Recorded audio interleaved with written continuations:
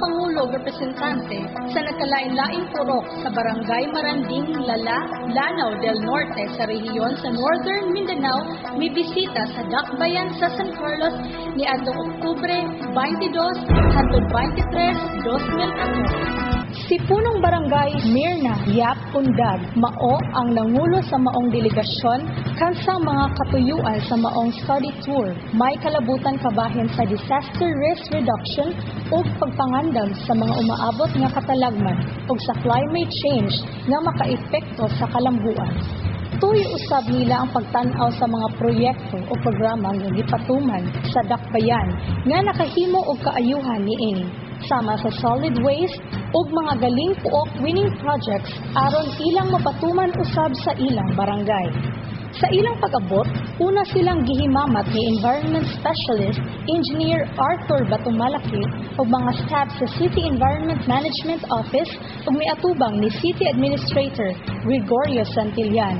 Agig courtesy call dayon sila gihatagan og orientation kabahin sa solid waste management programs sa dakbayan. Ang maong presentasyon nagalakip sa nabaniog na kaayong Eco Center diin nahimutang ang unang sanitary landfill sa tibuok Western Visayas.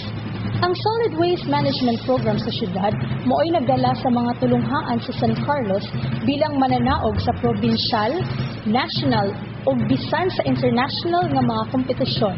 Pinaagi sa Iliranan Elementary School sa Barangay Kudkod. Sa maong usab nga presentasyon, gipakita o gipaambit ngadto sa mga bisita ang mga nahimong kadaugan sa syudad nga naglakip sa galimpuok ug ubang kompetisyon gawas sa nasod sama sa South Korea, Singapore, Malaysia, Japan ug uban pa. Sa ikaduhang adlaw sa ilang pagbisita, sila nakahigayon sa pakighimamat ni Mayor Gingo Valmayor sa buhatan niini dayon sila mibisita sa naka-lined up na schedule nga naglakip sa Eco Center Facility, Public Cemetery, Florentina Ledesma Elementary School sa Barangay 1. Sila mibisita usab sa San Carlos Eco Zone, diin nahimutang ang San Carlos Bioenergy Incorporated, ang pinakaunang bioethanol plant sa nasod ug sa San Carlos Solar Power Plant, ang pinakadako nga solar farm sa nasod. Pagkahapon, ilang giadto ang mga dapit nga adunay rainwater harvester sama sa terminal ug City Health Office, ang Agricultural Center sa syudad, ang Memorial Tree Park nga usa ka galing puok awardee ug ang People's Park.